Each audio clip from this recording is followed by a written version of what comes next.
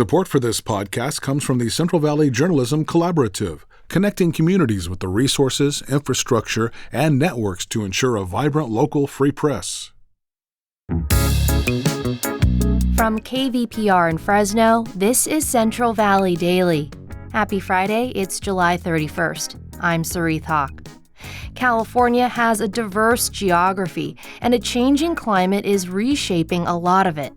We know it's going to be hotter, we know there's going to be less water availability, and so we may not be able to plant the same plants that were there before because the river is just not as big as the river was before. And conservation groups say another challenge they're facing is invasive plant species. What's being done to reclaim the land? That story coming up in just a moment, but first, these news headlines. The Central California Blood Center is asking for immediate donations to alleviate a national blood supply shortage. The American Red Cross says donations have fallen to a 4-year low.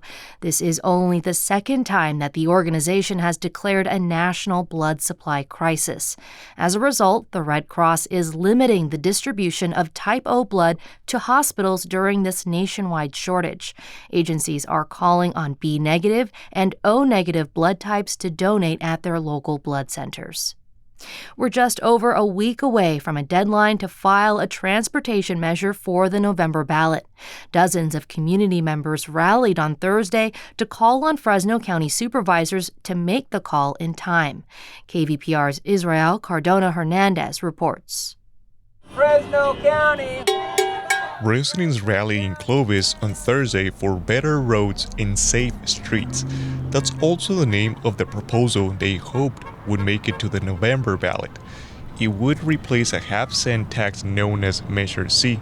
It has funded roads and transit in Fresno County for decades. The measure is set to expire next summer, so residents mobilized to replace it. But the Fresno County Board of Supervisors had questions about the plan during a meeting earlier this month. Here is Supervisor Buddy Mendez. No, it was written in prejudice against the county. As the county reviews it further, it could miss a critical deadline. But residents are not stopping their effort. 18-year-old Ivan Juarez Pablo got up at 5:30 in the morning to stand at a street corner in Clovis. He supports the tax measure. Right now, hopefully this message that we're sending opens up some people's eyes and hey, maybe this is bigger than it is. Marinar de Soto, a community organizer from Fresno, said the measure has community support. This isn't just about public infrastructure, it's also about community safety and public safety. If the measure does not head to voters this November, it would still appear on the March 2028 ballot. For KVPR News, I'm Israel Cardona Hernandez. Small farms in California may not be able to withstand groundwater regulations under a landmark law. A new report warns that small-scale farms don't have the resources to comply with the Sustainable Groundwater Management Act, or SGMA. The study was conducted by UC researchers and Community Alliance with Family Farmers nonprofit. Researchers say small farmers need assistance in adapting to groundwater regulations while maintaining their ability to grow food. SGMA sought to put a limit on how much groundwater is used in the state. The University of California is welcoming the largest number of in-state students to its campuses this fall. The UC put out new figures this week that show just over 102,000 first-time students from California will be enrolled into its universities. That includes nearly 30,000 students from community colleges. UC Merced is among the top 5 universities with the highest enrollment of first-time students, along with UC Davis, Riverside, Santa Barbara, and Santa Cruz. KVPR's $10,000 drawing is underway. Do your part to support KVPR by purchasing your $100 ticket for a chance to win the grand prize of $10,000. Only 800 tickets will be sold. Runner-up prizes include a 2-night stay in Pismo Beach at the Sandcastle Hotel and $250 to dine at restaurants in your community. Purchase tickets at kvpr.org/10K. And now to our main story. Before any of the cities, cars, and highways that came to dominate California's landscape, the vast open land was home to many animals, plants, and natural ecosystems. Today, much of the geography has been engineered for human development, and with it, a host of non-native species and insects. But just outside Fresno, there's an effort to bring the native ecosystem into balance with the new. KVPR's Crescencio Rodriguez Delgado went out to get a look at a different kind of engineering taking place. I'm walking with a group of people through a field of dry grass that goes on for several acres. It's the kind that leaves those annoying foxtails sticking to your shoes and pants. This type of grass is everywhere in this area called Jensen River Ranch, but it's not supposed to be here, says Rebecca Ozeran. She's a rangeland manager. Although they are the dominant species here, it's because they've taken over from native species. In fact, there are many invasive plants here. Jensen River Ranch sits just below Woodward Park, north of Fresno. Ozeran points out another one. It's hard to see at a distance, but there are a lot of little yellow flowers. Like any good thistle, it's actually a good pollinator plant. She's talking about yellow star thistle plants. Honeybees like them, but honeybees, just like the star thistle, are also not native to the area. The yellow star thistle is also very dangerous for horses when they eat them. Yeah, it actually gives them a neurological disorder that makes them seek it out more and more until they can no longer chew and swallow, and it can be fatal. Ozeran has been working with the Sierra Resource Conservation District on a plan to get rid of these harmful plants. It's part of an effort to improve biodiversity in the area, but they aren't doing this work alone. Goats are out here too, along with hundreds of sheep. They're eating away invasive plants and lowering dry grass that can turn into wildfire fuel. Unlike horses, goats and sheep are resistant to the toxic properties of the non-native plants. After this, conservation groups will move in to plant native trees and shrubs that do belong here. Millions of acres in California are covered with non-native species. That includes grasses, insects, and some animals. They harm the soil and reduce available foods. But this ecosystem disruption is not new. Researchers estimate it's been happening since at least the 1700s. Initially through European settlement, eventually it became a reality of today's global trade. And this is a costly problem for the state. We're talking billions of dollars. Conservation groups say there is still a chance to fight back. Our Native American communities in this area used to use them for different medicinal purposes. That's Tanner Michelson, a manager with the Conservation District. He's standing near a shady tree where he rips out elderberries to help feed one of the hungry goats. These berries are native to this area, and more of them will be planted soon. They're one of the plants that thrive along the San Joaquin River, which is nearby.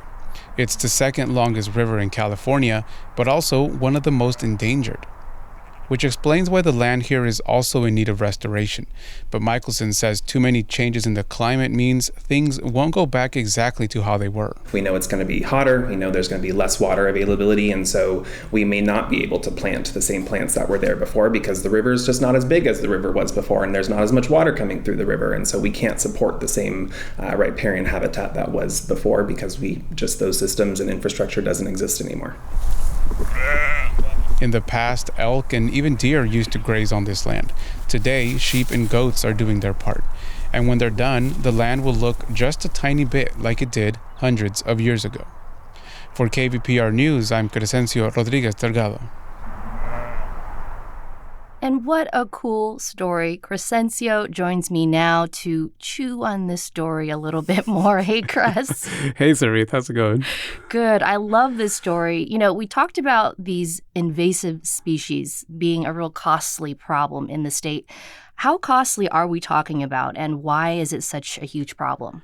Yeah, so, based on estimates that I have seen floating around, this is a figure that is in the billions. For example, the UC Riverside Center for Invasive Species Research has some data out there that invasive species are costing California up to $6 billion a year. On the flip side, conservation groups also get a lot of money to do the work to fight this problem. But the cost figure is a projected figure from as early as a decade ago, based on a real study that was done in 1995 that looked into this issue.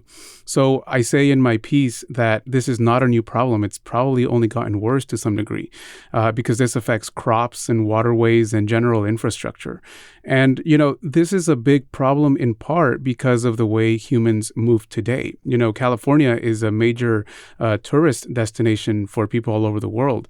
It has many industries and different types of sensitive habitats. So it's very prone to have this problem of invasive species on its hands. And, the key thing here lies in the nature of invasive species, whether it's a plant or an animal or a bug. Conservation groups say a species is invasive because it can quickly overtake an area if it's not taken care of, and it can completely displace a native habitat. They just have this ability to reproduce very quickly. Right. We're seeing that with the golden mussels happening right now. Exactly. So based on the research you did for this story, I'd like to hear about some other examples of invasive species around the state that we might not know about. We just mentioned golden mussels. Exactly. So the golden mussels is a great example because that is an invasive species that is hitting the state really hard right now. There is a lot of money being poured in and also legislation that's even being drafted to address the problem.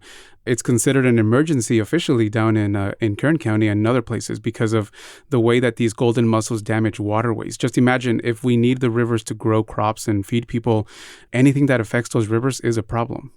And another example that we have heard of is the semi-aquatic rodents known as nutria. They look like mini capybaras if you've seen them. They were absent for a long time from California, but are now back since about a decade ago. And they're mostly found along the San Joaquin-Sacramento Delta. And what they do is, they destroy levees and irrigation canals, and they just wreak havoc on wetland restoration projects, just like the one where these goats are grazing. Mm-hmm. And of course, there are also a lot of beetles that we've heard of. A lot of beetles are invasive. One of them is known as the gold-spotted oak borer. Those kinds of beetles, they disrupt the ecosystem by messing with trees. Essentially, they eat them from the inside and just diminish trees around our area. So getting back to this restoration project along the San Joaquin River, what happens after the goats and the sheep are done with their quote-unquote assignments at Jensen River Ranch? What's next? Yeah, and it is an assignment. These sheep and goats are busy working. The sheep and the goats are helping with phase 1 of a larger project. Once they're done, conservation groups are going to move in and plant native trees and shrubs in this area, as I mentioned in the piece. And it's all along this river because it's known as a riparian habitat, which is essentially the land that sits next to waterways. And it's going to be plants that will feed off of the land rather than plants that can damage the land.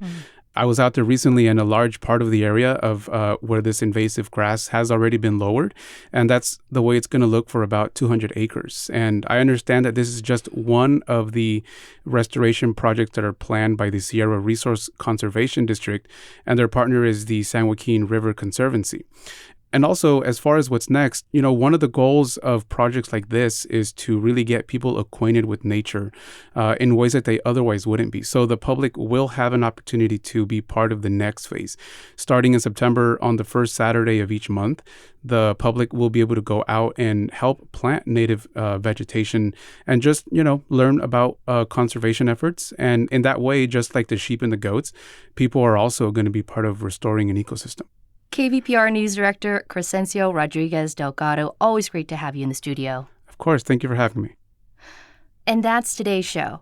Today's episode was produced by Crescencio Rodriguez Delgado, Jonathan Linden, and KVPR.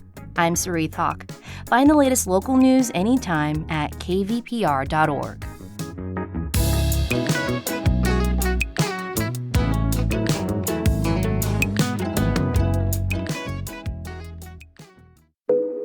Each story you hear on Planet Money starts with a question. What happens if we refund tariffs? Why are groceries so expensive? At NPR, we stand for your right to be curious because the forces shaping our world can be hard to see. Follow NPR's Planet Money wherever you get your podcasts and start seeing how the economy really works.